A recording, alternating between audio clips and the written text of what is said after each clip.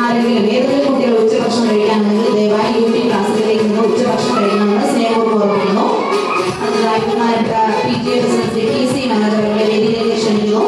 ഈ വർഷത്തെ 2025-26 അധ്യയന വർഷത്തിൽ ഓരോ ക്ലാസ്സിൽ നിന്ന് ചങ്ങനാശ്ശേരി കോർപ്പറേറ്റ് മാനേജ്മെന്റിന്റെ ആഭിമുഖ്യത്തിൽ നടത്തുന്ന ദിശ സ്കോളർഷിപ്പ് പരീക്ഷയിൽ ഉന്നത വിജയം കരസ്ഥമാക്കിയ കുട്ടികളെ മെമന്റോ നൽകി ആദരിക്കുകയാണ്.